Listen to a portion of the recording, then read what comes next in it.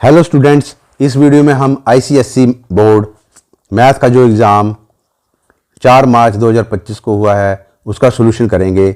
मैं आपको इस पेपर की आंसर की भी प्रोवाइड करवाऊंगा। Question number 1, the given quadratic equation this has, ये गिवन क्वाड्रेटिक इक्वेशन दे रखी है, उसमें क्या 4 ऑप्शन दे रखे हैं, 2 equal real roots, 2 distinct real roots, more than 2 real roots, no real roots. तो इसका आंसर बच्चों आ जाएगा नो रियल रूट्स। क्यों आएगा? क्योंकि रूट्स का नेचर देखने के लिए हम निकालना पड़ता है डी, डिस्क्रिमिनेंट, और डी किसके बराबर होता है? B square minus 4ac। इस केस में बी स्क्वायर आ जाएगा 7, क्योंकि रूट 7 का स्क्वायर होगा, माइनस 4 इंटू ए है यहाँ पे 3 और c है यहाँ पे 2। क्योंकि हम इस इक्वेशन को standard equation ax² plus bx plus c से कंपेयर करके कोफिशिएंट लिखेंगे। तो यहाँ पे आ जाएगा 7 माइनस 24, दैट इज माइनस 17।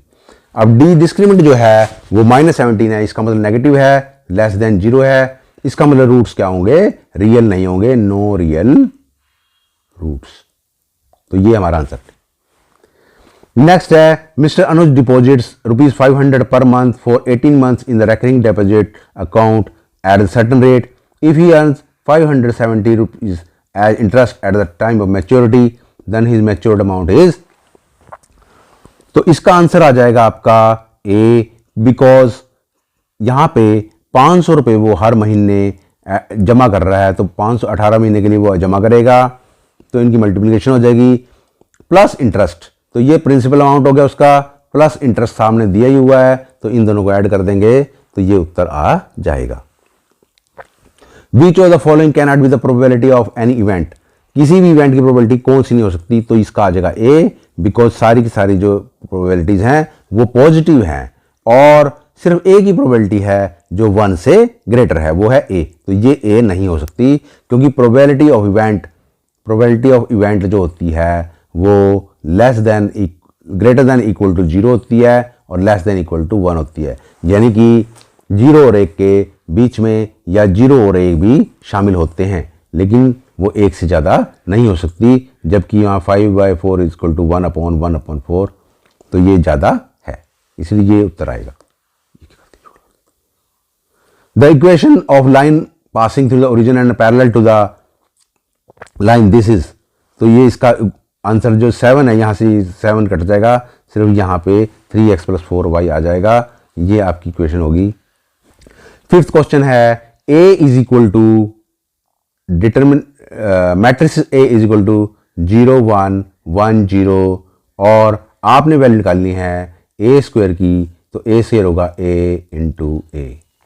तो इसका क्या आ जाएगा? 0 1 1 0 और 0 1 1 0, दोनों की मल्टीप्लिकेशन करेंगे। आपको पता है मैट्रिक्स मल्टीप्लिकेशन में कैसे करते हैं, तो पहला एलिमेंट यहाँ से लेंगे, दूसरा एलिमेंट यहाँ से लेंगे, 0 इंटू 0 0 प्लस 1 इंटू 1 1 इंटू 1 1, फिर अगला 0, दूसरी वाली पहली रो दूसरा कॉलम, पहला एलिमेंट पहले एलिमेंट को करेगा, तो 0 आ जाएगा, 0 इंटू 1 प्लस 1 इंटू 0।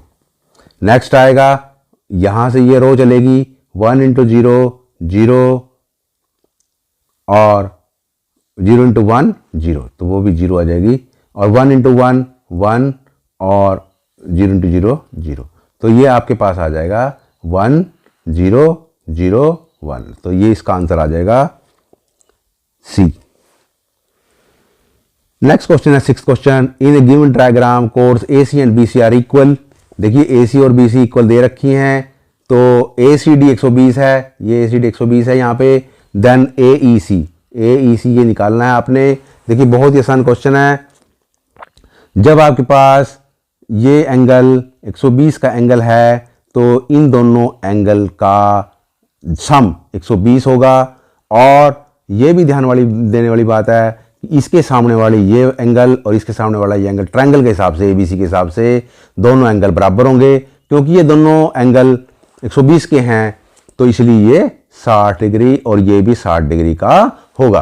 अब ध्यान से देखिए कि ये जो AECB है ये एक साइक्लिक क्वाड्रिलेटरल है और साइक्लिक क्वाड्रिलेटरल की प्रॉपर्टी क्या होती है, ये वाला एंगल और ये वाला एंगल जो अपोजिट एंगल होते हैं वो जो है उनका सम जो है वो 180 डिग्री होता है। तो एंगल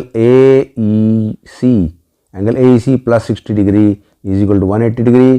तो आ जाएगा angle AEC is equal to 180 degree, 180 minus 60 तो 120 आ गए। तो इसका आंसर आ जाएगा 120 डिग्री। नेक्स्ट क्वेश्चन है the factor common to two polynomials this and this is. देखिए यहां पे पहले आप एक्स स्क्वायर माइनस 4 के आप इसको फैक्टर निकाल लीजिए तो x माइनस 2 और x प्लस 2 बन जाएगा। और दूसरे वाले का, ये तो फर्स्ट का हो गया समझो, और दूसरा वाला जो पॉलिनोमियल दे रखा है वो x³ minus x square minus 4x plus 4 है।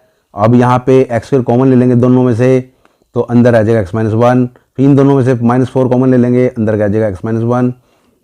अब x माइनस 1 को कॉमन ले लेंगे अंदर आ जाएगा x minus 4 x square minus 4 और इसकी ये किसके बराबर हो जाएगा x माइनस 1 x माइनस 2 और x प्लस 2। तो इसका मतलब ये दोनों आंसर ही आपके करेक्ट माने जाने चाहिए क्योंकि यहाँ आंसर जो है C और D दोनों आ सकता है। देखिए x माइनस 2 यहाँ पे भी है और यहाँ पे भी है और ये भी है ये भी है। तो फैक्टर इज कॉमन और टू द बोथ पॉलिनोमियल्स, दोनों के दोनों फैक्टर कॉमन है। A man, 8th question, a man invested in a company paying 12% dividend on its share, जो है 12% डिविडेंड देती है अपने शेयर पे। If the percentage return on the investment is this then shares are at par, below par, above par, again not be determined. देखिए एक share है जो कि आपको 12% डिविडेंड दे रहा है और एक्चुअली उसने जो इन्वेस्टमेंट की तो रिटर्न आया 10%, तो इसका मतलब शेयर गिर गया होगा। तो शेयर्स आर बिलो पार, यानी जितना वो था उससे वो गिर गया। Next is 9th question, statement 1, the point which is equidistant from 3 non collinear points DEF is the circumference of triangle DEF। तो ये सही है। The centre of the triangle is point where the bisector of the angle is tract, ये भी सही है। Both statements are true. Question number 10, assertion, if sin square a plus sin a is equal to 1 then cos raised to the power 4a cos square a is equal to 1। तो reason इसका है 1 minus sine square a is equal to cos square a। तो ये बिल्कुल reason बिल्कुल correct है। तो ये जो फॉल्स रीजन वाला ये कट हो जाएगा और अब जो है इसमें हम ये जो है इक्वल टू 1 का यूज़ करेंगे। पहले cos 4a की जगह cos स्क्वायर a का होल स्क्वायर लेंगे प्लस cos स्क्वायर a लेंगे और 1 हम इसको निकालने की कोशिश करेंगे। तो cos स्क्वायर की जगह क्या आ जाएगा 1 माइनस साइन स्क्वायर a और प्लस का स्क्वायर होल स्क्वायर और 1 माइनस साइन स्क्वायर a। अब यहाँ से अगर हम करें तो हम साइन a को यहाँ छोड़ देंगे और वहाँ 1 माइनस ये साइन स्क्वायर दूसरी तरफ ले जाएंगे तो 1 माइनस साइन स्क्वायर a आ जाएगा। 1 माइनस साइन स्क्वायर a की जगह साइन लगा देंगे। अब यहाँ बन गया साइन a का whole square plus 1 minus sine square a। अब इसको कर देंगे sine square a plus 1 minus sine square a और साइन स्क्वायर a कैंसिल तो आ जाएगा 1। इसका मतलब ये दोनों ठीक हैं। Both A and R are correct true and R is correct reason for A। 11th, in the given diagram triangle ABC is similar to EFG। देखिए ये ABC हो गया और ये EE है, EFG हो गया। अब देखिए एंगल ABC और EFG, ABC एंगल 60 है और EFG एंगल भी 60 है बराबर। Then the length of FG बतानी है। ध्यान से देखिए अगर हम इसको कैसे सोल्व करेंगे, इसको फिगर ना भी देखें तो भी चलेगा। कैसे कि अगर ए बी लेंगे हम, देखिए हमने ए बी लिया, ये कितना है 15, ए बी कितना है 15 और ई एफ लिया, ई एफ कितना है 75, तो इसका कितने गुना हो गया 5 टाइम्स हो गया, 5 टाइम्स हो गया। तो इसका मतलब अब ये कैसी ट्राइंगल है, ये जो है सिमिलर ट्राइंगल है। इसीलिए अब बी देखिए बी पहले लास्ट वाले 2 पॉइंट ले लीजिए और एफ जी जो हमने साइड लेनी है वो भी लास्ट वाले 2 पॉइंट इसके, वो जो बी सी है वो एफ जी जो है वो बी सी कितना 3 है, 3 का 5 टाइम होगा यानी 15 सेंटीमीटर होगा। If the volume of 2 spheres is in the ratio 27:64 then the ratio of their radii is 3:4। क्योंकि देखिए इसमें सिंपल सी बात है कि भाई इसका जो वॉल्यूम है, वॉल्यूम 1 और वॉल्यूम 2 जो है वो होता है 4/3 pi R cube and 4/3 pi R cube, दूसरे के लिए स्मॉल आर कर दिया मान लीजिए हमने, तो 4/3 पाई कैंसिल हो गया, r cube by r cube is equal to कितना रेशो आ रहा है उसका 27/64, तो आर अपॉन आर का क्यूब इज इक्वल टू 3/4 का क्यूब। तो ये क्यूब से क्यूब कैंसिल कर लो, कैंसिल आउट कर लो, चलो तो आपके पास आ जाएगा आर और आर का रेशो 3:4 आ जाएगा, यानी कि 3:4 पहले वाले का और दूसरे वाले का 3:4 आ जाएगा। ये आंसर आ गया। 13th question, A marked price of article, इतना तो लिखा हुआ है भाई इसके ऊपर, और सीजीएसटी चार्ज किया 4% के हिसाब से, 4% इसका निकाल लीजिए आप, 4% को छोड़ देंगे तो नीचे 100 लगा देंगे। अब इन दोनों को मल्टीप्लाई कर लीजिए,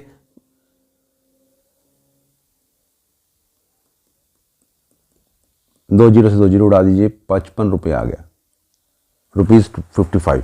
तो ₹55 आ गया। The price of article including GST, अब देखिए price of article including GST कितना होगा, तो मार्केट प्राइस तो ये लिखा ही हुआ है, इसके ऊपर अंकित है लिखा हुआ है, तो उसमें 55 और जोड़ देंगे, 55 और ऐड कर देंगे, 55 ऐड करेंगे तो कितना हो जाएगा, ये रुपीज इतना, सी आ जाएगा।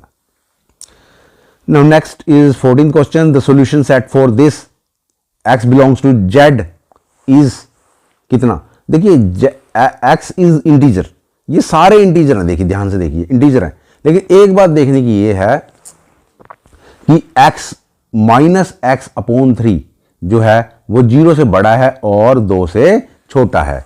तो इसमें ध्यान देने वाली बात यही है कि भाई इसके अंदर जो है, जो अगर हम इस सारे को पॉजिटिव 3 से मल्टीप्लाई कर दें, जैसे इसको मल्टीप्लाई 3 से कर दें तो ये 0 रहेगा, इसको कर दें तो माइनस एक्स रहेगा, और इसको कर दें तो ये कितना हो जाएगा 6 हो जाएगा। और अब अगर इसको माइनस से मल्टीप्लाई कर दें, इस चीज को माइनस से मल्टीप्लाई करें तो ये चिन्ह बदल जाएंगे, इसको -1 से मल्टीप्लाई कर दिया मान लो, तो ये हो गया 0 और ये भी पलट जाएगा। तो इसका मतलब क्या हुआ कि x is in between -6 to 0, उनके बीच में होगा, लेकिन -6 और 0 नहीं हो सकता, तो इसमें -6 है इसको कैंसिल कर दो, इसमें 0 है इसको कैंसिल कर दो, इसमें 0 इसको कैंसिल कर दो, तो यही बचेगा। तो A is our answer. Assertion 15th question है, the mean of the 9 natural number is 4.5 and mean is this. तो पहला वाला फॉल्स है और दूसरे वाला ट्रू है। क्योंकि फॉल्स इसलिए है क्योंकि देखिए यहां पे पहले जो है मीन निकालेंगे, पहले 9 नेचुरल नंबर का 1 + 2 + 3, देखिए मैं इस थोड़ा सिंपल मेथड से कर रहा हूं अभी, 6 7 8 9, तो देखिए यहाँ पे 9 और 1 10 हो गए, 2 8 10 हो गए, 3 7 10 हो गए, 4 10 हो गए, कितने हो गए 40 हो गए, 4 जगह 40 हो गए, 40 और 5 45, 45/9 कितना आ गया 5 आ गया, तो 5 आएगा, 4.5 नहीं आएगा, तो ए फॉल्स है और ये बिल्कुल सही है। तो इस वीडियो में इतना ही। नेक्स्ट वीडियो में जो बाकी जो पार्ट बच गया है वो हम करेंगे, तो चैनल को सब्सक्राइब कर लीजिए और वीडियो को ज़्यादा से ज़्यादा शेयर कीजिए।